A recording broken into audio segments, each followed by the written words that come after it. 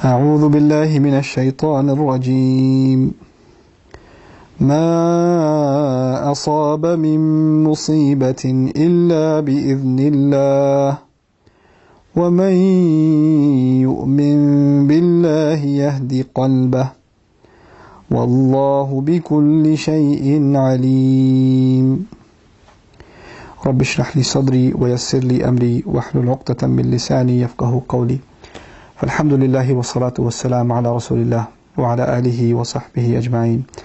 Assalamu alaikum, Quran Weekly. We are now on the 28th juz and very difficult juz to pick an ayah from, but I've picked an ayah from Surah At-Taghabun, an ayah that I still remember when my teacher Dr. Abdul Sami taught. I sat there crying.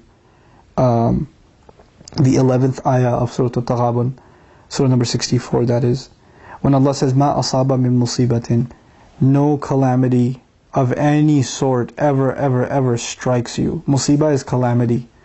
But asaba in Arabic also means to target. To target. Allah is teaching us by use of this word that nothing ever happens to you that wasn't actually meant for you. It was specifically targeted to you, and that difficulty hit its target. And a musibah isn't necessarily a bad thing. It's something that Allah wanted to have happen to you. And Allah lets you know, illa bi-idhnillah. Get it through. The word ma in the beginning of the ayah is actually a refutation.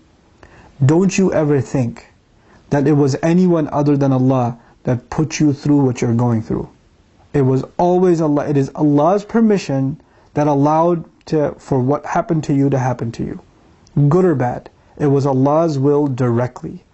If you're not happy with Allah's will, which what we call ma sha Allah, whatever Allah wills.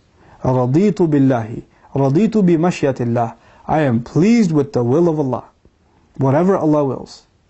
Whether I'm suffering as a result of it, or whether I'm overjoyed as a result of it, I am pleased with the will of Allah.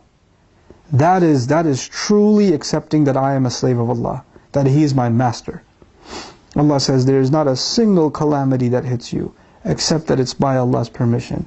وَمَن يُؤْمِن بِاللَّهِ. And throughout that calamity, whoever can maintain their faith.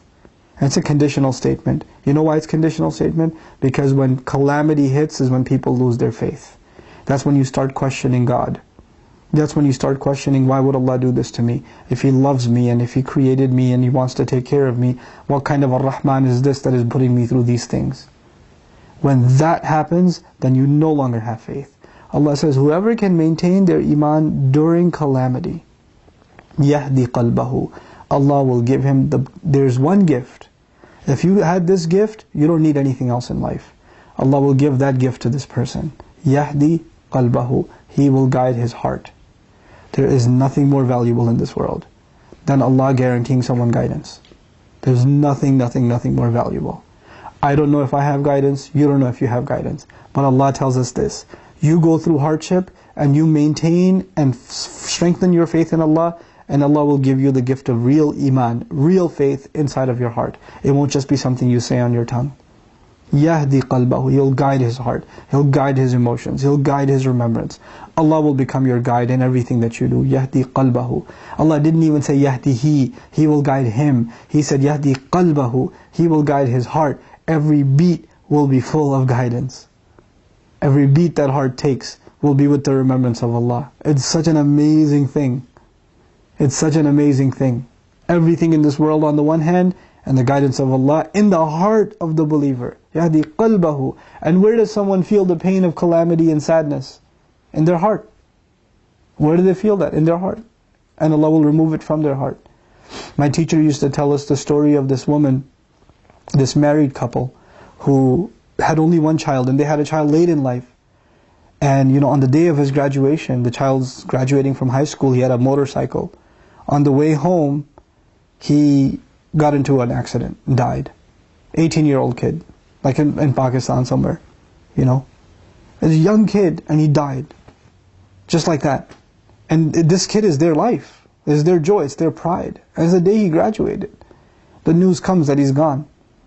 And they just go into serious depression. And then the father eventually comes to the wife after a few weeks, and he tells her, Allah gave us a toy. And He let us play with it for 18 years. And it was His, it wasn't ours. And He took back what was His. And instead of being grateful that He had us enjoy our lives for 18 years, we're being like this. We should be grateful.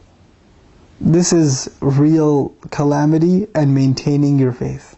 That's maintaining your faith. Because when calamity hits, you start feeling like, Allah owes me something. Like, Allah owes me health. Allah owes me my children. Allah owes me my wife. Allah owes me my happiness. Allah owes me my job. Allah owes you nothing. You owe Allah everything. I don't own these fingers. I don't own this face. I don't own a single tooth. I don't own them. These are Allah's gifts. And He can take them as He pleases. And when He does, it is a reminder that it's not yours. That it's not mine. When He takes anything. And when the people who don't really believe that Allah owns everything, they're the ones who lose their faith and say, it was mine, why did He take it? Why did He take it? This will enter your heart. When this faith enters your heart, then you will understand the ayat, Allah owns everything in the skies and the earth. It's so easy to say, right? So easy to say Allah owns everything in the skies and the earth. What does that mean practically for you and me? That means I own nothing. I don't even own myself. You know the thing we say to each other as I close? The thing we say to each other when we die? Inna lillahi wa inna ilayhi raji'un. We belong to Allah. To Him we are returned. If my entire being belongs to Allah, how is it that any part of me or any gift I have in life can belong to me if I don't even own myself?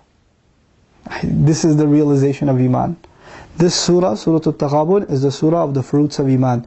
What is it? What are the things that a person internalizes when they really, really, really have Iman in Allah, real faith in Allah? This is what this surah is about. And this is why this is one of my favorite ayat of this surah.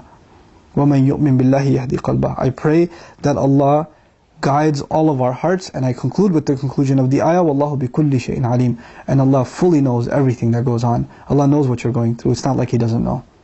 He's the one who created that situation. He's the one that's testing you with it. May Allah Azza wa Jal give you strength through your difficult times, and may Allah give you the ability to maintain and strengthen your Iman in the middle of those insanely difficult trials, so that you get the gift that nobody else in the world has like you do, and that is the gift of guidance into your hearts. Barakallahu li wa lakum. Assalamu alaikum wa rahmatullahi wa barakatuh.